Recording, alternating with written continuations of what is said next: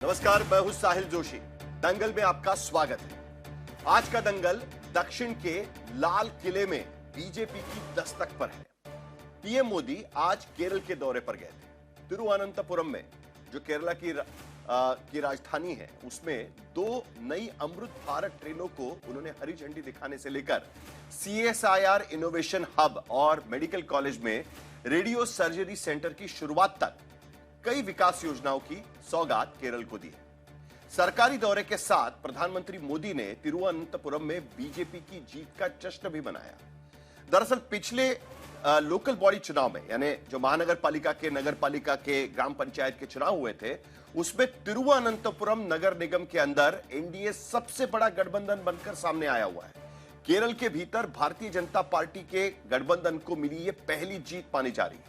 LDF की सत्ता वाले इस नगर निगम में एनडीए ने 101 में से 50 वार्डों में जीत हासिल की है। इस जीत को केरल में बीजेपी और एनडीए के बढ़ते कदम और उम्मीदों से जोड़ा जा रहा है। प्रधानमंत्री ने आज भी जो रैली की, उसमें बार बार यही कहा कि जिस तरह गुजरात में नगर निगम की जीत से बीजेपी की सत्ता का सफर शुरू हुआ था 1987 में, गुजरात के भीतर भी इसी तरीके से, जब भारतीय जनता पार्टी गुजरात के भीतर कोई बड़ा दल नहीं था, जनता दल और कांग्रेस के बीच में बीजेपी ने एक नगर निगम में जीत से शुरुआत की थी। उसकी याद दरअसल प्रधानमंत्री दिला रहे थे। उसी तरीके से वही शुरुआत केरल के भीतर भी हो चुकी है।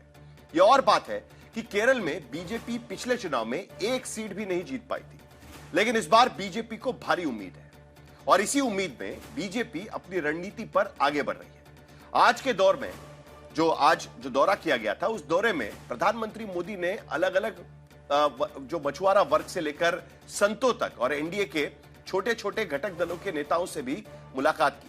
आज के तिरुवनंतपुरम की रैली में प्रधानमंत्री मोदी ने लेफ्ट के मोर्चे एलडीएफ और कांग्रेस के मोर्चे यूडीएफ दोनों पर ही जोरदार हमला बोला। ये तस्वीरें आप देख सकते हैं, जो रोड शो तिरुवनंतपुरम के भीतर प्रधानमंत्री मोदी कर रहे हैं। एक वक्त था कि भारतीय जनता पार्टी के नेता इस तरीके से रोड शो करेंगे, ये किसी ने सोचा भी नहीं था। लेकिन तिरुवनंतपुरम में नगर निगम में जीत के बाद भारतीय जनता पार्टी वहां पर अपना दमखम दिखाने की कोशिश कर रही है। बीजेपी को तीसरे विकल्प के रूप में विकास की बात करने वाली पार्टी प्रधानमंत्री बता रहे थे। और एक तरफ सबरीमला मंदिर में चोरी मामले का जिक्र उन्होंने किया, तो दूसरी ओर कांग्रेस को इंडियन नेशनल कांग्रेस की जगह पर मुस्लिम माओइस्ट कांग्रेस भी कहा है। तो आज के दंगल में दरअसल हम यही चर्चा करेंगे कि क्या केरल में जो लेफ्ट का आखिरी गढ़ बचा हुआ है, उस पर भारतीय जनता पार्टी जो दावा बोल रही है, उस दावे में कितना दम है, वो कितना कामयाब हो पाएगा। केरल में अगले 3 महीने के बाद चुनाव होने जा रहे हैं। लोकल बॉडी में बीजेपी की जीत का 0 सीट वाली बीजेपी को सत्ता के गलियारे तक नहीं, लेकिन कम से कम उसके नजदीक पहुंचाने में कितनी मददगार यह जीत साबित हो सकती है, ये तमाम सवाल है। हम कुछ आंकड़े भी आपको बताएंगे, लेकिन पहले यह रिपोर्ट देख लेते हैं। मैं आपको कांग्रेस से भी सावधान करने आया हूं। कांग्रेस के पास विकास का कोई एजेंडा नहीं है। कांग्रेस आज माओवादियों से ज्यादा कम्युनिस्ट और मुस्लिम लीग से भी ज्यादा कम्युनल हो गई है। इसलिए देश में आज कांग्रेस को एमएमसी यानी मुस्लिम लीगी माओवादी कांग्रेस कहा जा रहा है। इसलिए आपको कांग्रेस से भी बहुत सतर्क रहना है। ये मुस्लिम लीगी माओवादी कांग्रेस के लोग केरला को अपनी लैब बना रहे हैं। कांग्रेस यहां केरला में भी कट्टरपंथियों को बढ़ावा दे रही है। ज्ञान, विज्ञान, आध्यात्म, आस्था, इसकी इस पवित्र धरती को कांग्रेस के मुस्लिम लीगी एजेंडे से हमें मिलकर के इस पवित्र भूमि को बचाना है।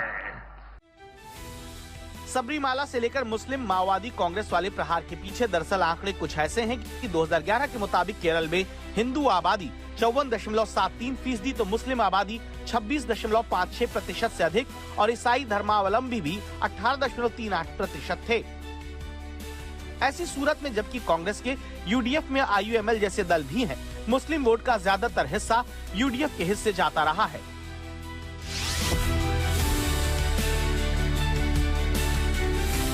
ऐसा क्या हुआ कि त्रिपुरा में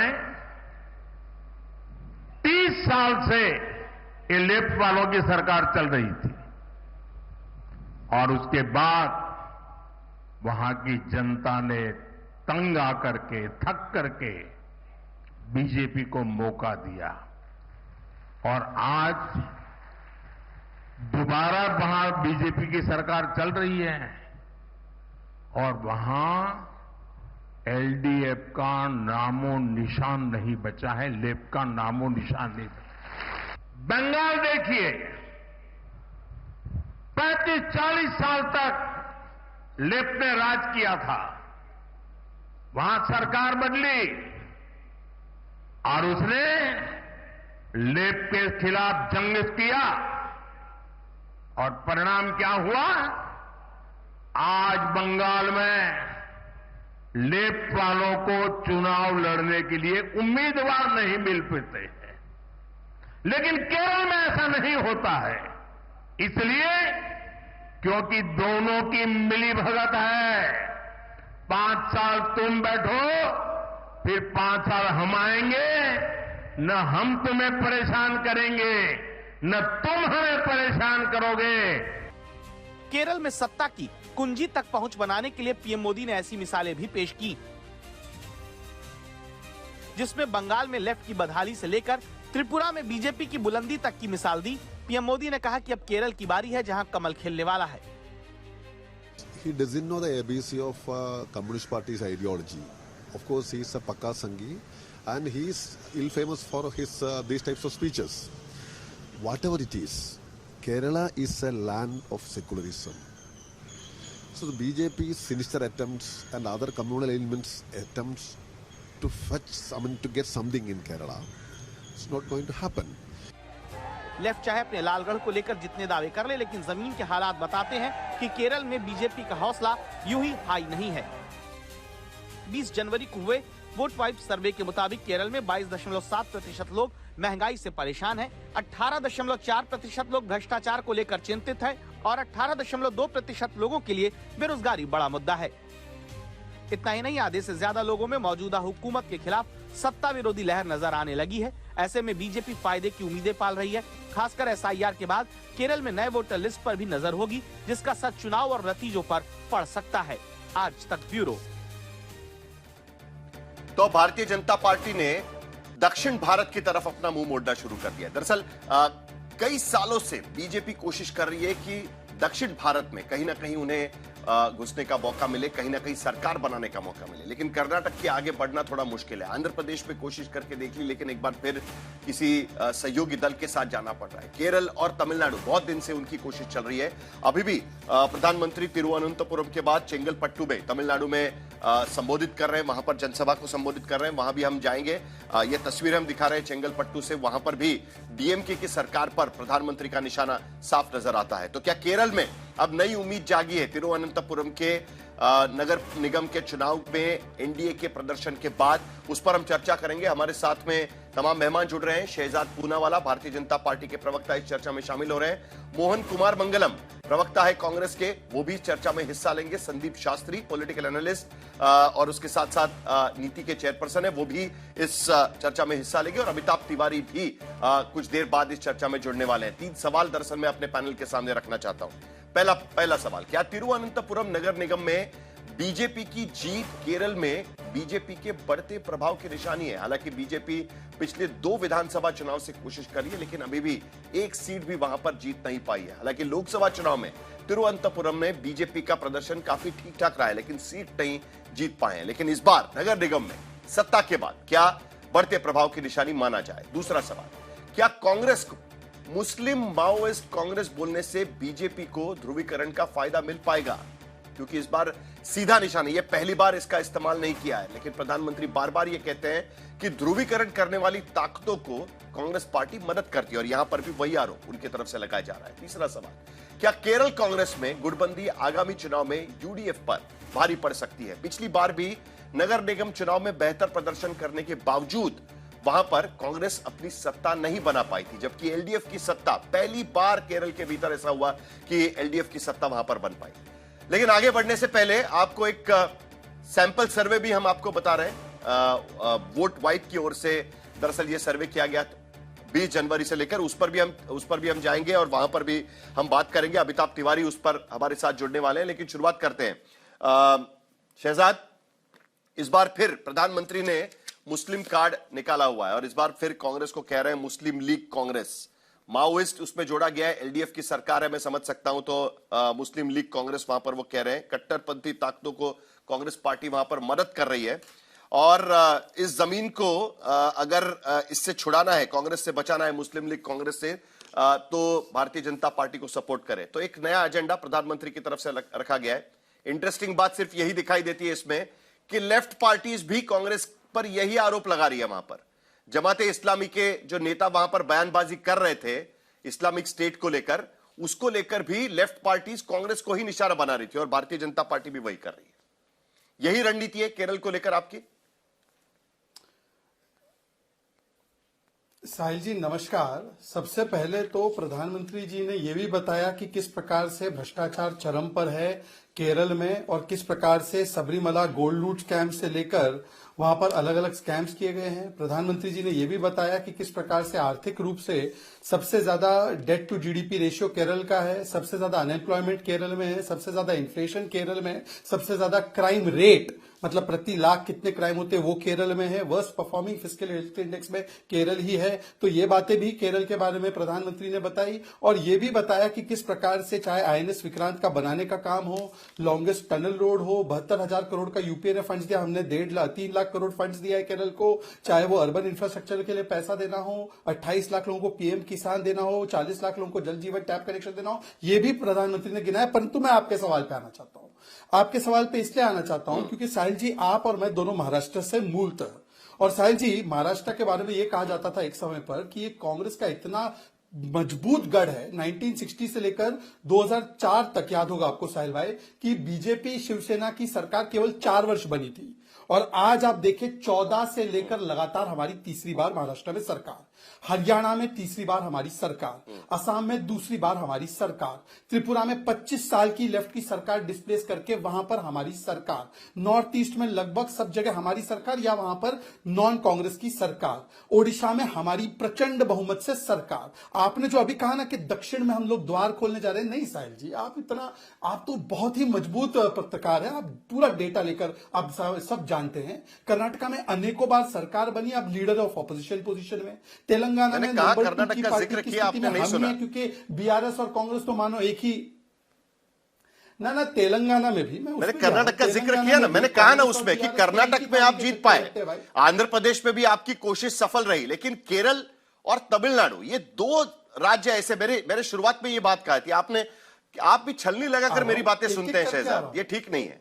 हाँ, पूरी बातें सुन लिया कर, छलनी मत लगाइए। मेरा तो आपके ऊपर मेरा अत्यंत प्रेम और स्नेह है और मैं आपके ऊपर इतना गर्व करता हूं, आपने जिस प्रकार से इस शो को भी उठाने का और आगे बढ़ाने का काम किया, मैं तो आप पे बहुत गर्व करता हूं। सर भाई बस 20-25 सेकंड मेरी बात, धन्यवाद। ऐसा है, मैं ये कहना की कोशिश कर रहा हूं कि 2019 हो 24 हो, वहां पर भी तेलंगाना में भी हमारा performance as a leader of opposition हम ही है।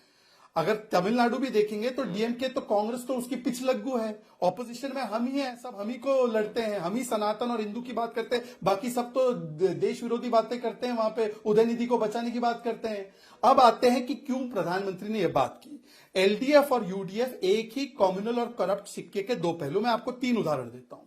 एक हमास के सामने, हमास को प्लेटफॉर्म दिया था लेफ्ट पार्टीज ने, तो दूसरी जमात के सामने। और जमात का आरोप मैं नहीं लगा रहा हूं, जमात का आरोप वीडी सतीशन ने माना है कि हाँ वो हमारे साथ है और इस्लामिक रिपब्लिक बनाना है, ये जमात के मेंबर ने बोला। तो उन्होंने बोला छोड़ दीजिए इस बात को। के मुरलीधरन उनके नेता ने बोला कि निलंबुर बाइपोल में उन्होंने हमें समर्थन किया। उनके एको एक नेता जो है वो पीएफआई और एसडीपीआई के साथ स्टैंड लेते हैं, कभी कर्नाटका में मेयर बनाते हैं एसडीपीआई के साथ, कभी पीएफआई के केस विड्रॉ करते हैं और उन्हीं का सपोर्ट वायनाड में लेते हैं। पिनराई विजयन ने बताया कि कांग्रेस पार्टी किस प्रकार से जमात की चंगुल में आ चुकी है। तो मुनब्बम में जब वक्फ जो है लैंड चर्च की छीनता है तो कांग्रेस पार्टी उसके लिए मुंह नहीं खोलती। लव जिहाद का विषय जब केरल का हाईकोर्ट बोलता है तो ओमन चांडी एक समय पर उस पर बोलते थे, पर वो कांग्रेस पार्टी आज चुप हो चुकी है। और क्रिश्चियन चर्च उसके लिए आंसू बहाता है तो हम उनके साथ खड़े होते हैं। तो ये विषय तो जनता के उठाए हुए हैं। मैं सिर्फ एक ही चीज पूछना चाहता हूं, 10 सेकंड और आखिरी लेकर मैं बात रखूंगा। ये केरल में कांग्रेस और लेफ्ट की कुश्ती और दिल्ली और बंगाल में ये दोस्ती, ये वहां पर मस्ती और वहां पर कुश्ती, कैसा मॉडल है भाई? मैं पूछना चाहता हूं, मेरे प्रिय मित्र कुमार मंगलम जी आए हैं, कुमार मंगलम जी, उनसे पूछना चाहता हूं कि लेफ्ट आपको कांग्रेस को बोलती है कम्युनल है केरल में, और बंगाल में आपको सेकुलर नजर आते हैं, आप उनके साथ हो जाते हैं। केरल वाले बोलते हैं कर्नाटका में बुलडोजर का गलत इस्तेमाल होता है तो डीके शिव कुमार बोलते हैं we don't want any Keralites, और फिर आप जाकर दिल्ली में उनके साथ दोस्ती कर देते हैं। ये रिश्ता क्या कहलाता है? पहले इनसे पूछिए इनका स्टेटस क्या, रिलेशनशिप स्टेटस होता है ना फेसबुक पे, साहिल इनसे पूछिए इनका रिलेशनशिप स्टेटस क्या है भाई लेफ्ट के साथ। रिलेशनशिप स्टेटस, मोहन कुमार मंगलम, ये बड़ी दिलचस्प बात है क्योंकि मैं जरा अखबार पढ़ रहा था, वहां के ये जो पूरी कंट्रोवर्सी हुई थी जमात वाली, एके बालन जो सीपीएम के लीडर है वो तो आरोप लगा रहा है, मतलब मुझे ऐसा लगा कि बीजेपी के नेता बात कर रहे हैं कि सीपीएम के नेता बात कर रहे हैं। वो तो कहने लगे कि अगर यूडीएफ की सत्ता आती है तो जमात के नेता को गृह विभाग सौंप दिया जाएगा, गृह मंत्री बन जाएंगे वहां पर। यह बड़ी दिलचस्प बात है कि लेफ्ट भी जो आरोप लगा रही है वही आरोप करीब करीब भारतीय जनता पार्टी वहां पर लगा रही है। तो ऐसा क्या है कि आप पर एक बार फिर पंथियों को साथ में लेने का या मुस्लिम तुष्टीकरण का आरोप केरल के भीतर लगाने की कोशिश हो रही है? साहिल जी, आरोप नया तो नहीं है, ये तो मोदी जी हमारे ऊपर और भारतीय जनता पार्टी हमारे ऊपर पार्लियामेंट से लगाते आ रही है, पिछले चुनाव से भी लगाते आ रही है। इससे इनको, ये लोग एक मुद्दे के खोज में हैं। एक्चुअली लेफ्ट को भी यही प्रॉब्लम है। लेफ्ट, आपका सर्वे खुद दिखाता है कि सत्ता विरोधी एक लहर चली है केरला में, तो ऑब्वियसली उनको कोई मुद्दा चाहिए कांग्रेस को अपोज करने के लिए। देखिए, रियलिटी तो ये है कि केरला में दो फॉर्मेशन है, एक एलडीएफ और यूडीएफ। 6 म्यूनिसिपैलिटीज में से एक मेयर ये लोग जीते हैं, तो इनको लगता है कि इनकी जमीन में इनको थोड़ी पकड़ मिल गई है। एक्चुअली सच तो ये है कि अगर आप तिरुवनंतपुरम को लेके देखेंगे तो अगर पूरे केरला में राष्ट्रीय स्वयंसेवक संघ का अगर आप स्ट्रेंथ देखेंगे तो वो सबसे ज्यादा उसी एरिया में है। तो अगर उनको कहीं ना कहीं उनको अपना पैर जमाने की जरूरत होती तो इट वाज बाय डिफॉल्ट कि वो तिरुवनंतपुरम में ही होता। बाकी कितने ग्राम पंचायत है, कितने कॉरपोरेशन है, ये लोग कितने जीते हैं, इनको खुद ही पता है। तो इनकी केरला में जो बीजेपी की हालत है वो ये है कि भाई एक कदम आगे 2 कदम पीछे। एक एमएलए जीते थे, वो भी हार गए पिछले चुनाव में। एक एमपी इस बार जीते हैं, वो भी मुझे लगता है अगली बार हारने की सिचुएशन में ही आएंगे। धीरे धीरे इनका वोट शेयर बढ़ रहा है, मैं मना नहीं कर रहा हूँ, मगर ऐसी एक पार्टी मेरे स्टेट में तमिलनाडु में भी है जो पिछले 25 साल से 5%, 6%, 8%, 10% से बढ़ती जा रही है, मगर सरकार फॉर्मेशन करने के अभी वो उस सिचुएशन में नहीं आई है। तो चाहे आप जितने मुद्दे ढूंढ लीजिए, जितने आप आरोप लगा लीजिए, सच तो ये है कि आने वाले चुनाव में सत्ता विरोधी लहर में लोग कांग्रेस को ही और यूडीएफ को ही एक विकल्प की तरह देख के उनको वोट देके सत्ता में लाने वाले। वो तो बात की बात हो गई मोहन कुमार मंगलम जी। सवाल तो ये भी उठा है ना, बात कर रहे हैं ना देखिए, राहुल गांधी खुद केरल आ गए, ये कहकर केरल आ गए कि भाई हमको तो सेफ पैसेज चाहिए। जब उत्तर प्रदेश में हारे तब केरल ने उनको सपोर्ट किया और उसके बाद केरल से जीत रहे थे। आपने क्या, उन्होंने नहीं कहा, गांधी उनकी कॉन्स्टिट्यूशन में जीती है। सवाल वो नहीं है। सवाल ये है कि प्रधानमंत्री केरल के भीतर आकर और खास करके Bharatiya Janata party road show कर रहे हैं तिरुवनंतपुरम में। मैं ये नहीं कह रहा हूं कि बीजेपी की पूरी किस्मत चमक जाएगी एक ही चुनाव के भीतर। आज की स्थिति में भी अगर हम देखें तो 14% का वोट शेयर बीजेपी के पास है, 38%, 38.81% आपके पास भी है इस पंचायत चुनाव के बाद, नगर निगम चुनाव के बाद। लेकिन कहीं ना कहीं कोशिश तो नजर आ रही है और मुस्लिम तुष्टीकरण का आरोप खास करके क्या साहिल चलेगा जी, क्या वही तो मैं केरल के आपको भी? कह रहा हूँ साहिल जी, मेरी बात समझिए। ये आरोप नया नहीं है, ये वही पुराना घिसा पिटा आरोप है जो मोदी जी बार बार हमारे ऊपर लगा चुके हैं। अब ये करप्शन का आरोप लगाते हैं। मैं आपको एक उदाहरण देता हूँ कि कल अब तमिलनाडु में इन्होंने एक पार्टी को गठबंधन में लिया है जिनके मुखिया पिछले 10 साल से सीबीआई में चार्जशीटेड हैं, जिनके सबसे करप्ट मिनिस्टर माना जाता था, और वो मिनिस्टर किस में थे? यूपीए में थे, कांग्रेस के साथ थे, और कांग्रेस की पीरियड में ही उनको उनके ऊपर सीबीआई केस लगाया गया और चार्जशीट भी हुआ। मगर वो केस क्यों क्लोज किया नहीं जा रहा है? क्योंकि उनको उनकी जरूरत है गठबंधन में। तो ये मेरे ख्याल से मोदी जी कहते हैं कि भ्रष्टाचार निकालने का एक ही तरीका है, सब भ्रष्टाचारियों को अपने पार्टी में ले लो। यही उनका वॉशिंग मशीन इतने दिनों से चलता आ रहा है और यही उनके आरोप चलते आ रहे हैं। अब ये सब पुराने हो गए, लोग भी इसको मानने को तैयार नहीं है, क्योंकि कुछ तो नया वो मांग रहे कि मोदी जी आप कुछ तो नया बोलिए। वही पुराना गुजरात मॉडल की बात करते हैं इतने सालों बाद, वही मुसलमान की बात करते हैं, बंटवारे की राजनीति की बात करते हैं, वही अपनी मतलब लव जिहाद की कहानियां ले आते हैं। ये सारी बातें जो ना, इनसे इनका वोट शेयर नहीं बढ़ने वाला ज्यादा, ना ही इनको अपने पैर जमाने की जगह मिलने वाली है केरला में। थोड़े वो आगे कोई मतलब क्रिएटिव बातें करे, थोड़ा हिंदू कंस्ट्रक्टिव बातें मुस्लिम करे, नहीं तो चलेगा वो भी कोई बात शहजाद। चले। केरल के भीतर हिंदू मुस्लिम नहीं चलेगा, कहने की कोशिश कांग्रेस की ऐसा वही है है, साहिल जी। हिंदू मुस्लिम नहीं चलेगा केरल के भीतर। हाँ। साहिल जी, मेरे अपने प्रिय मित्र मोहन जी से तो एक स्पेसिफिक उदाहरण जमात के कांग्रेस को सपोर्ट का और इस्लामिक रिपब्लिक बनाने के ख्वाब का दिया। ये संविधान पॉकेट में लेकर घूमने वाले शरिया को कंडेम नहीं कर पाए। ठीक है, छोड़ देते हैं। वो बोलते हैं हमारे पास मैं मुद्दे कंडेम नहीं। कर लेता हूँ शहजाद पहले जी। तो तमिलनाडु शहजाद में जी, जो मैं- डीएमके के शहजाद साथ जी, मैं कर लेता दूसरों हूँ। को भ्रष्टाचार के विषय में मोहन जी शहजाद देखिए, जी, मैं साहिल जी कंडेम बहुत कर समय लेता देते हूँ। सबको। अरे आपने साहिल जी पूछा तो मैं सबको जवाब समय दे रहा देते हूँ हैं। अब। साहिल साहिल अच्छा ठीक है, ठीक है, साहिल साहिल प्लीज साहिल एक एक करके बात रख सकते हैं। मोहन जी, बोले साहिल बोले जी के शो पे वो आप जवाब शायद देना पहली चाह रहे बार थे, वो आए, तो भूल गए बहुत शायद fair जमात है, के तो ऊपर सबको जवाब समय देने में। तो, लेकिन मोहन आपको जवाब देना है, वो याद नोट रखिएगा भरा- जमात को लेकर, क्योंकि मैं उनके अपनी नेता ने बात जो रखी। बोला है उसको लेकर आपको जवाब देना है। चलिए हाँ। शहजाद। हाँ मैं अपनी बात पूरी कर लूं साहिल बहुत क्विकली मैं अपनी बात पूरी कर लूं।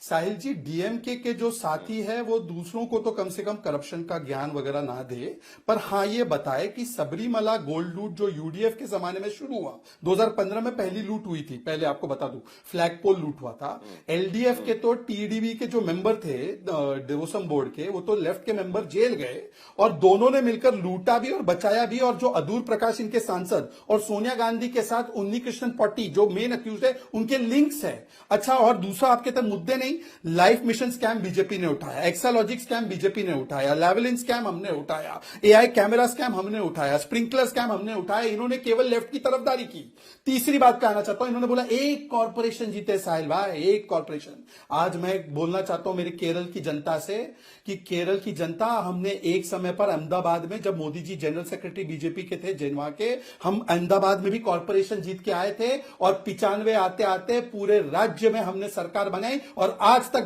भारतीय जनता पार्टी का कमल वहां पर खिला है। और इसी प्रकार से केरल में भी कमल खिलेगा, कमलम खिलेगा। तो मैं आपको कह नहीं, 10 साल नहीं, केरल तो बहुत ठीक आगे है, प्रोग्रेसिव स्टेट है, ये तो बात तो ठीक एकदम है। तेजी से इस बढ़ जाएगा। मुगालते में किसी को नहीं रहना चाहिए, किसी भी राजनीतिक पार्टी को इस मुगालते में नहीं रहना चाहिए कि भाई हम तो हमेशा जीतते रहेंगे और वहां पर हमको कोई रिप्लेस नहीं कर सकता। फिर आप हो या बीजेपी या कोई भी राजनीतिक पार्टी, जनता की लाठी चलती है कभी ना कभी, ये आपको भी पता है। लेकिन पहले जरा जमात वाला जवाब दे दीजिएगा, क्योंकि उसको लेकर बार बार सवाल उठाए जा रहे हैं। देखिए, पहली बार नहीं कहा है मोदी जी ने, लेकिन खास करके केरल में आने के बाद मुस्लिम लीग कांग्रेस ये बार बार कहा जाता है। ये मुस्लिम लीग कांग्रेस पहले भी मोदी जी ने कहा है, बट शहजाद जी के कुछ सवाल का जवाब दे देता हूं। जब कांग्रेस सत्ता में आएगी तो ना मुस्लिम राष्ट्र, ना हिंदू राष्ट्र, सेक्युलर राष्ट्र बनेगा। कांग्रेस की रीढ़ की हड्डी ही सेक्युलर नेशनलिज्म है और किसी भी हालत में ना किसी भी कोई भी टोटली धर्म निष्पक्ष के तरीके से ही सरकार चलाई जाएगी। हम ये नहीं करते कि भाई वहां जाके हिंदू राष्ट्र की बात करते हैं, यहाँ आके क्रिश्चियंस के साथ हम खड़े हुए बात करते हैं। क्रिश्चियंस की तरफ पैंडर करने की कोशिश कर रहे हैं ये लोग केरला में, मगर कुछ कर नहीं पा रहे, क्योंकि जहां पे इनकी सरकार चलती है मध्य प्रदेश, राजस्थान पे, वहां पे क्रिसमस पे जाके, क्रिसमस सेलिब्रेशन पे जाके इनके लोग तोड़फोड़ करते हैं। तो ये जो दो पहलू है ना इनके, डबल फेस जो कहते हैं, वो बीजेपी के लिए ही सही रहेगा, वो कांग्रेस नहीं करती। लेकिन एक बार एक क्लैरिफिकेशन मैं आपसे 10 ले लूं, सेकंड क्योंकि केवल, उसको लेकर साहिल, काफी 10 सेकंड। कंट्रोवर्सी चल रही है। मैंने एके साहिल, बालन 10 सेकंड। जो है, एक मिनट, एके बालन का जो स्टेटमेंट था वो भी मैंने आपको बताया था। जमात के नेता जो कह रहे हैं, इस्लामिक रिपब्लिक की जो बात की जा रही थी जमात के नेता से, क्या आप उसका समर्थन करते हैं? क्या आप ये कहेंगे कि भाई इस तरीके का बयानबाजी नहीं होनी चाहिए? कोई हिंदू राष्ट्र की बात अरे करता है तब उसका विरोध किया जाता है, उसी तरीके से भाई उसी मैं तरीके आपके से शो पे कोई आके बोल इस्लामिक रहा हूँ कि स्टेट की बात करेगा, 100% इस्लामिक रिपब्लिक की बात करेगा, उसका साहिल भी जी, निषेध होना चाहिए। मोहन साहिल जी 100% होना चाहिए। मैंने बालन जी का स्टेटमेंट नहीं देखा है, हाँ। बट मैं आपको बता रहा हूं कि अगर ऐसी कोई बात कही है तो उसका मैं 100% विरोध करता हूं।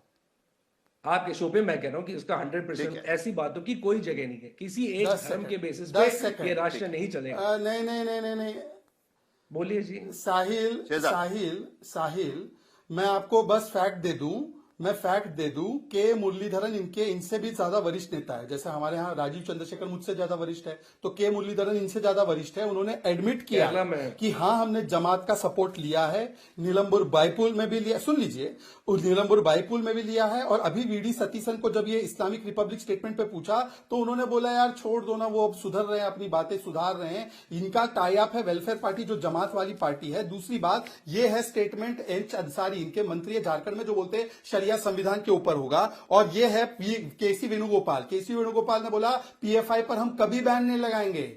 ये इनकी आंख में जोली है। ये सबरीमला में गोल्ड लूट करते हैं और जमात के सामने नतमस्तक होते हैं। वो हमास के सामने, ये जमात के सामने, दोनों मिलकर भारत माता का विरोध करते हैं, नक्सलियों के साथ खड़े हो जाते हैं। इसीलिए देश के टुकड़े टुकड़े करने वाले अगर कोई भी एलिमेंट देखना है, या तो वो कांग्रेस में या तो वो लेफ्ट में है, और वो राष्ट्रवादियों का वहां पे विरोध करते हैं। ठीक है। अमिताभ तिवारी भी हमारे साथ जुड़ रहे हैं और एक सर्वे जो उन्होंने किया था वो भी हम आपको दिखाएंगे, लेकिन उधर जाने से पहले जरा एक सवाल पूछना जरूरी है। मोहन, ये शशि थरूर को लेकर क्या चल रहा है? क्योंकि तिरुवनंतपुरम के वो सांसद है, वहां पर कांग्रेस जीतने के बजाय, मतलब बाकी जगह पर तो कांग्रेस ने भारी जीत पा ली, फिर म्युनिसिपल चुनाव हो या म्युनिसिपालिटी के चुनाव हो या बड़े कॉरपोरेशन के चुनाव हो या डिस्ट्रिक्ट कॉरपोरेशन के चुनाव हो या पंचायत के चुनाव हो, सब जगह पर भारी जीत। लेकिन तिरुवनंतपुरम में ही, जहां पर शशि थरूर वहां के सांसद है, लगातार जीत रहे हैं, वहां पर कांग्रेस ठीक प्रदर्शन नहीं कर पाती। ये भी कुछ मामला हम उसको किसी और नजर से देख सकते हैं क्या? कांग्रेस के भीतर जो गुटबाजी है उसके नजर से हम देखें इसको? नहीं, उस नजर से देखना ठीक नहीं होगा। मैं आपको पहले भी कह रहा था, बड़ा ओपनली एडमिट किया मैंने कि राष्ट्रीय स्वयंसेवक संघ का जो बेस है केरला में, वो सबसे ज्यादा स्ट्रांग तिरुवनंतपुरम में ही है। और शशि जी भी हर चुनाव में बहुत फाइट करके आगे बढ़ के अपने दम पे भी काफी वोट लेके जीतते हैं। ऐसी कोई गुटबाजी नहीं चल रही चलिए है। आपको एक वायनाड में तस्वीर बहुत दिखा बड़ा- देता हूं। नहीं, एक मिनट, एक मोहन, चीज मैं बता आपको देता एक हूं तस्वीर दिखा देता हूं। अरे एक बात तो बोल दूं मैं, एक बात ठीक है, लेकिन एक तस्वीर दिखा देता हूं, एक साथ ही सब बात कर लेंगे ना फिर हम लोग। देखिए ये ठीक है जी, ठीक है। नहीं, सुनिए तो, ये तस्वीर भी देख लीजिए ना। ये तस्वीर चल रही है, राहुल गांधी मेरे ख्याल से मीटिंग कर रहे हैं। बिहार के जो वहां के लोग हैं उनसे भी मीटिंग चल रही थी। उससे पहले केरल के सांसदों से मीटिंग हुई थी कि भाई, हाँ, केरल के सांसदों से मीटिंग हुई थी। अब बिहार के सांसदों से मीटिंग चल रही है, लेकिन अब केरल की मीटिंग हुई थी। वहां भी शशि थरूर नहीं गए थे और ये कहकर नहीं गए थे कि नहीं, प्रधानमंत्री का कार्यक्रम है तिरुवनंतपुरम में, मैं नहीं आ सकता इस कार्यक्रम में, और ये कहकर वो वहां पर नहीं थे। और जो सरकारी कार्यक्रम था उसके बाद तो प्रधानमंत्री ने पॉलिटिकल कार्यक्रम कर लिया, वहां पर रोड शो कर लिया और फिर भाषण दिया जिसमें मुस्लिम लीग कांग्रेस भी कह दिया आपको, और शशि थरूर वो अटेंड करने के लिए पार्टी की मीटिंग छोड़कर गए थे। ये सब चीजें है ना जिसके वजह से कहीं ना कहीं लगता है कि भाई कोई गुटबाजी है क्या, कुछ अलग से अंडरस्टैंडिंग चल रही है क्या, ये सब इसीलिए सवाल उठता है। मोहन, देखिए, जहां तक मैं शशि थरूर जी को बहुत अच्छी तरीके से जानता हूँ, मैंने उनके अंडर काम भी किया हुआ है कांग्रेस पार्टी में जब वो प्रोफेशनल कांग्रेस के चेयरमैन थे। जहां तक मेरी समझ है उनकी आइडियोलॉजी के बारे में, उनके सोच के बारे में, वो किसी भी हालत में भारतीय जनता पार्टी में नहीं जाएंगे, नंबर 1। नंबर 2, वो जब वायनाड का बहुत बड़ा कन्वेंशन हुआ था रिसेंटली, जब सारी बातें हुई थी कि भाई हमने अपने चुनाव की रणनीति के बारे में बात की थी कि इस असेंबली इलेक्शन में कैसे हम पार्टिसिपेट करेंगे। शशि जी पूरा दिन थे वहां थे, पूरे दिन उन्होंने पार्टिसिपेट किया था, अपनी बातें रखी थी। और कोई भी अगर मिसअंडरस्टैंडिंग थी पार्टी के बाकी नेताओं में और शशि जी के बीच में, वो मेरे ख्याल से उसी दिन सॉल्व हो गई थी। उसके बाद वो एक रिस्पॉन्सिबल सांसद है। अगर प्राइम मिनिस्टर आ रहे हैं, चाहे वो हमारे पॉलिटिकल विरोधी हो कि ना हो, उनको लगा कि उस प्रोग्राम में होना जरूरी है और उन्होंने लीडरशिप को ये बात कन्वे कर ली थी। वो कोई गुटबाजी नहीं चल रही और शशि थरूर जी कांग्रेस के साथ ही हैं और कांग्रेस के लिए कैंपेन भी करेंगे आने वाले इलेक्शन में। ठीक ठीक है। क्या शहजाद, क्या आप देख रहे हैं केरल के भीतर शशि थरूर को देख रहे हैं एक तरीके से लीडर के रूप में? आजकल काफी तारीफ वगैरह की जाती है उनकी आपके तरफ से। ऐसा है कि साहिल जी, हमारे भाई मोहन इतने भोले हैं, वो बोलेंगे कर्नाटका में भी डीके और सिद्धरमैया कुछ नहीं चल रहा, राजस्थान में भी गहलोत पायलट का कुछ नहीं चल रहा, हिमाचल में भी प्रतिभा जी और सुक्खू जी के बीच में कुछ नहीं चल रहा। ये वो भी बोलते हैं इनोसेंट है वो।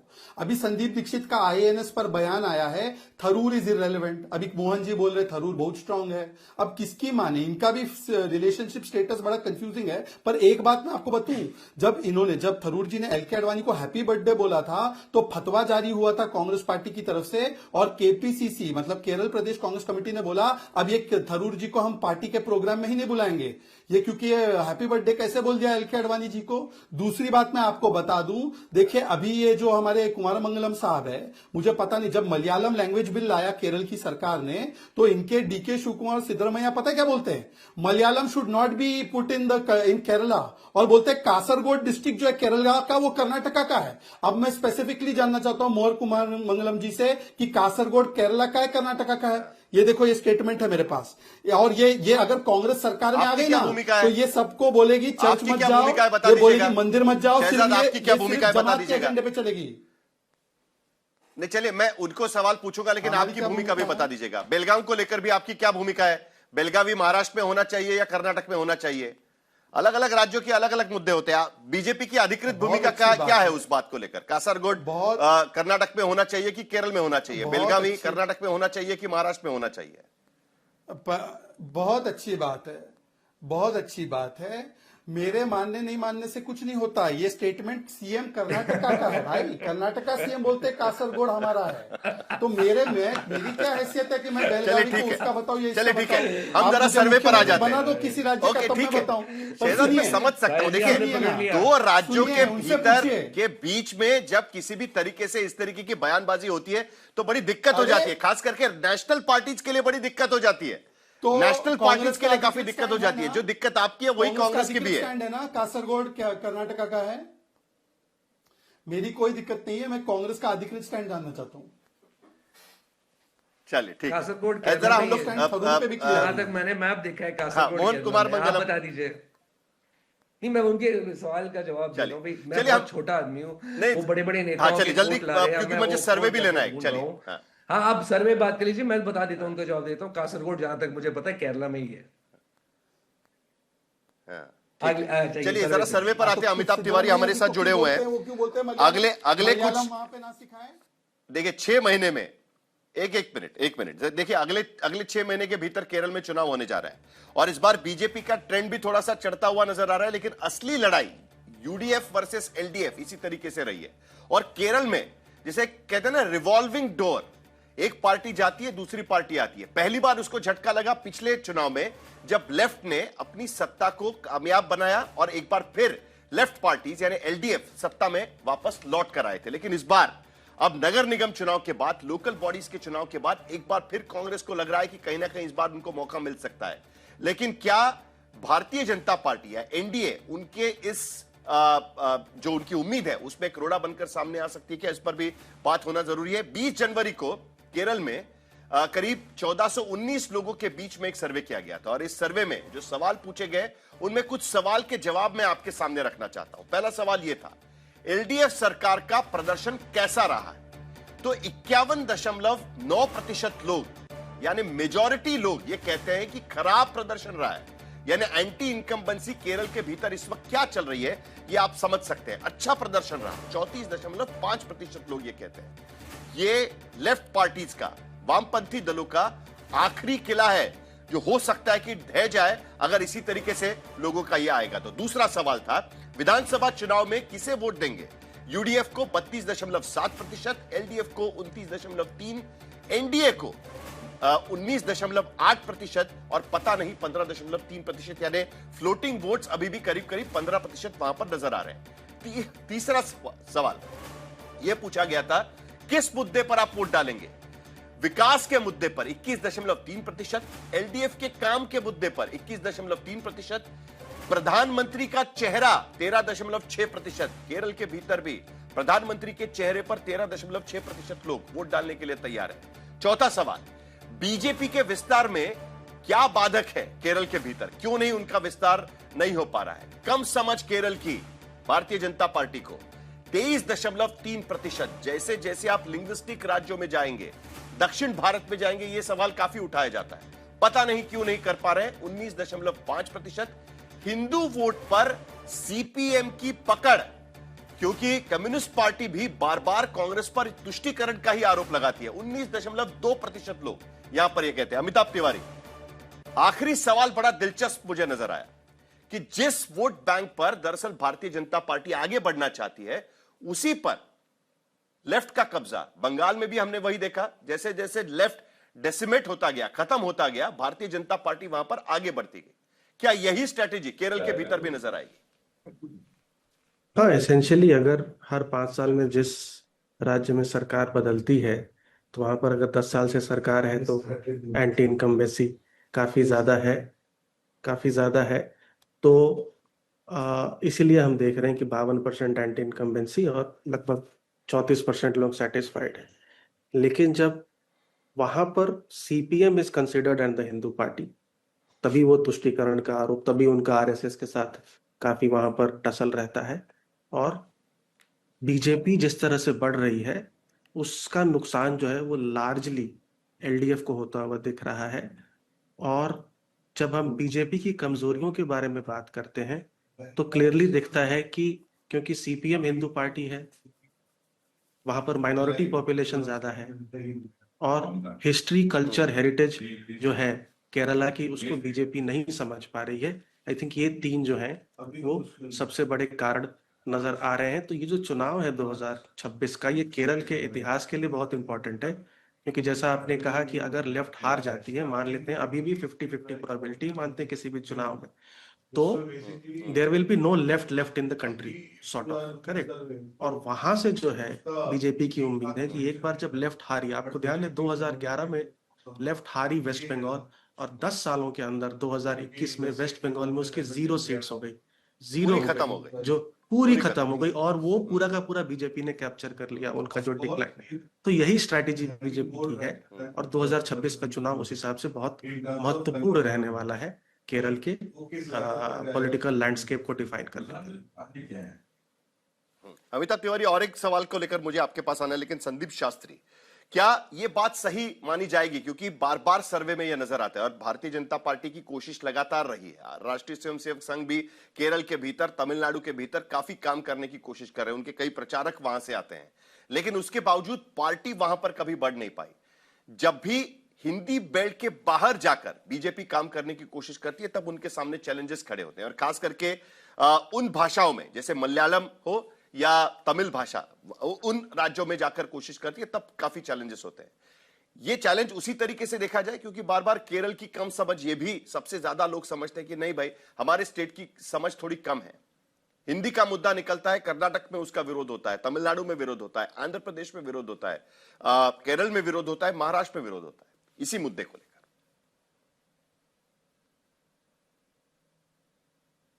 साहिल भाई, ये प्रश्न मुझसे था? जी जी संदीप जी, आपसे प्रश्न है जी। धन्यवाद सर। मुझे आपने कार्यक्रम में शामिल किया, दर्शक के रूप में अभी तक था, और बहुत आनंद लिया मैंने जिस तरह से अभी तक डिबेट हुआ है। भाषा का विषय दक्षिण भारत में एक विषय है, पर उतना इम्पोर्टेंट, उतना एक प्रमुख विषय मैं मानूंगा नहीं। और क्योंकि हम केरला की बात कर रहे हैं, केरला में भाषा उतना एक बड़ा मुद्दा नहीं है, हिंदी भाषा का प्रश्न उतना बड़ा मुद्दा नहीं है। केरला में अलग विषय है। जैसे आपने कहा, ये तीसरी विकल्प के रूप में बीजेपी जो उभरने की एक कोशिश कर रही है, इस कोशिश को हम एक हिस्टोरिकल पर्सपेक्टिव में देखना चाहिए, जहां यूडीएफ एलडीएफ का टाइट फाइट था। आपने रिवॉल्विंग डोर पॉलिसी का भी जिक्र किया, और यहाँ पे अभी 10 साल हो रहे हैं कि एलडीएफ की सरकार राज्य में रही है। पिछले साल रिवॉल्विंग डोर्स पॉलिसी वर्क नहीं हुई। सो एलडीएफ के विरुद्ध ये अमिताभ जी का सर्वे में भी दिखता है कि एलडीएफ के विरुद्ध बहुत ही स्ट्रॉन्ग सेंटिमेंट है। सो इस संदर्भ में जो कांग्रेस सोचती है कि हमारी एक मौका भी हमें मिल रहा है, आप प्रधानमंत्री का स्पीच देखेंगे तो वहां आपको साफ नजर आएगा कि अटैक पूरी कांग्रेस पे रही है, क्योंकि लेफ्ट फ्रंट के विरुद्ध तो पॉपुलर सेंटिमेंट थोड़ा आज नहीं है। और कांग्रेस सोचती है और यूडीएफ सोचती है कि हम उसका लाभ उठाएंगे, इसलिए आप देखेंगे बीजेपी का निशाना ज्यादा कांग्रेस पे है और कम लेफ्ट पे है। तो लेफ्ट पे ऑलरेडी थोड़ी सपोर्ट कम हुई है। सो उसी कारण से आप देखते हैं कि एक ये दो तरफा हमला हो सकता है, पर ये दो तरफा हमला में भी कांग्रेस और यूडीएफ की तरफ वो हमला थोड़ा ज्यादा है। साहिल भाई, और एक छोटी बात, इस सर्वे में दिखाया गया है कि महंगाई, भ्रष्टाचार और बेरोजगारी 3 मुख्य विषय है। अमिताभ जी ये सपोर्ट करेंगे कि पूरे देश में पिछले 25 सालों में जब भी कोई सर्वे किया गया, ये 3 विषय 4 विषयों में से सबसे ऊपर रहे, हमेशा आगे रहते हैं। बिहार के भीतर भी यही विषय ऊपर थे। भाई प्रश्न ये है कि इन 3 मुद्दों पर लोग कौन सी विकल्प को सपोर्ट करेंगे, कौन सा विकल्प उनको लगता है कि इन 3 समस्याओं का परिहार ढूंढ सकेगा, और इन 3 समस्याओं में सबसे ऊंचा, सबसे इंपॉर्टेंट समस्या कौन सी है। जी अमिताभ तिवारी, जल्दी से मुझे आखिर में आपसे कमेंट चाहिए। पीएम का चेहरा, इस पर भी लोग काफी बात कर रहे हैं, क्या सचमुच में ये काम आएगा केरल के भीतर? देखिए क्या है कि लीडरशिप किसी भी चुनाव में बहुत इंपॉर्टेंट फैक्टर होता है। लगभग 1/3 लोग लीडरशिप, 1/3 पार्टी सिंबल और 1/3 कैंडिडेट के ऊपर वोट करते हैं। आज केरल में जो लीडरशिप है बीजेपी के पास, राजीव चंद्रशेखर की हो, के सुरेंद्रन जी की हो और जो और लीडर्स हैं, उनका कंबाइंड माइट जो है वो एक पिनरी विजयन या वीडी सतीशन से कम है। तो भाजपा का सपोर्टर प्राइम मिनिस्टर मोदी को एक तरह से सुपर सीएम की तरह देखता है अगर पार्टी जीतेगी। यही और बात कहीं ना उनके कहीं पश्चिम बंगाल के भीतर भी देखी गई थी कि क्या उस राज्य से भारतीय जनता पार्टी कोई नेता खड़ा कर पाएगी, और केरल के भीतर भी कहीं ना कहीं यह सवाल उठा। लेकिन फिलहाल भारतीय जनता पार्टी के निशाने पर यूडीएफ यानी कांग्रेस पार्टी, और खास करके मुस्लिम माओवादी कांग्रेस कहकर उनको निशाना बनाया जाए। आज तक देश का सर्वश्रेष्ठ न्यूज चैनल